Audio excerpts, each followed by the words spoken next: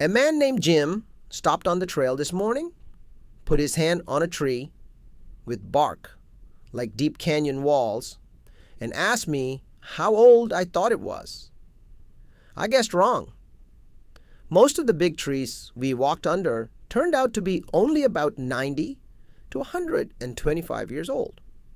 But the same park, just in a different spot, holds trees more than 300 years old. Older than this country.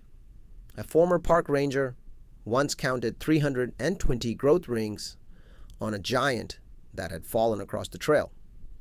Jim counted 250 on another, and all of it had been standing in a forest 15 minutes from my house the whole time while I drove past it for 33 years and never once stopped to count. I'm Krishnan Iyer, and this is the Mosaic Mind, where I follow curiosity wherever it leads. The forest is Bridle Trails State Park between Bellevue and Kirkland, and the first thing I learned today is that it almost did not survive. About 25 years ago, the state was short on money, and the entire annual cost of running this park was around $60,000. $60,000. For that, they were ready to close it. So the neighbors did something I keep turning over in my head. They drove down to Olympia. They testified, and when that did not work, they came home and built a foundation, the Bridle Trails Park Foundation. They signed a 40-year agreement to pay half the park's operating cost themselves. They paid for the trail signs.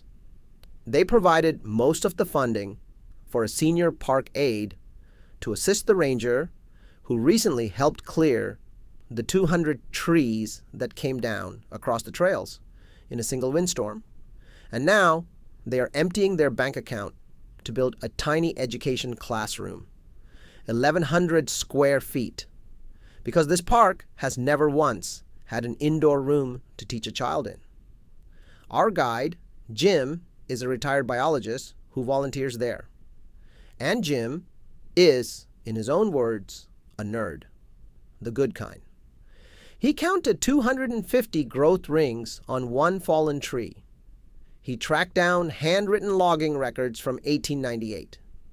He found an aerial photo from 1936, the last year anyone cut timber here, and used it to build an age map of the whole forest. He does this for no reason except that he wants to know. And standing next to a person like that, watching them light up over a tree stump, is its own kind of education. Here is the thing he taught me that I cannot stop thinking about. Look at the three big trees of this forest: Douglas fir, western hemlock, western red cedar.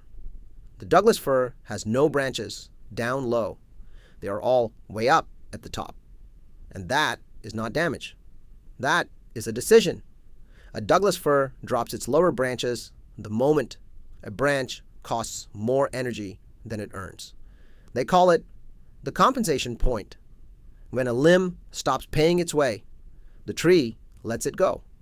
But the cedar and the hemlock keep their branches all the way to the ground because they evolved to make a living in the shade, where every scrap of light is worth keeping. Same forest, same sunlight, two completely different strategies for what to hold on to and what to release. And then there is the lichen. You have seen it, that pale gray-green stuff on every trunk and rock. I always assumed it was one plant. It is not. It is at least two creatures living as one. A fungus that can actually digest rock, and an algae that can turn sunlight into food. The fungus holds on and breaks down the stone. The algae feeds them both. Neither one can survive alone anymore. Jim called it an obligate partnership. They evolved past the point of independence. Somewhere back in time, two separate organisms basically said we could make a better living together. And they were right.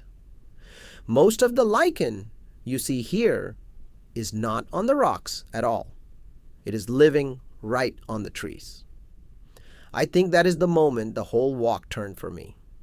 Because we had started with a budget fight and money and permits, and here was the forest quietly demonstrating the opposite lesson, that the strong thing, the lasting thing, is rarely the thing standing alone.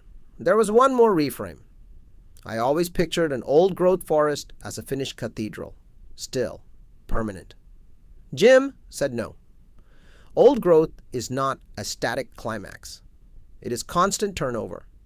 Trees die from wind and root rot and beetles. They fall. They become logs on the floor that feed the next generation. The openings they leave let light down to the seedlings that have been waiting underneath for decades. The death is not the failure of the forest. The death is what makes it diverse, what makes it alive. And much of this forest is young, really. Most of it was logged and grew back in about 90 to 125 years, which means almost everything towering over me today returned inside a single human lifetime, because at some point, people simply stopped cutting and let it come back. Toward the end, we were all reaching for the salmon berries, and one of the foragers with us, Natasha, said something simple. Always leave the berries for the wildlife. They do not have enough to eat. And everyone's hands kind of paused. So here is what I'm taking with me. 3 things, really. That a community can refuse to lose something and win. Over $60,000 and a lot of stubbornness. That the trees around us are running strategies far older and wiser than ours about what to hold and what to let fall. And that the most resilient things in that forest, the lichen, the old growth, the park itself, are all partnerships. Nothing made it alone. This week, find the oldest tree on your own street. Put your hand on the bark. Try to guess its age. You will probably guess wrong, like I did. And that is the whole point. I'm Krishnan Iyer. Thanks for listening to The Mosaic Mind. If this episode made you think, share it with someone who'd appreciate it. See you next time.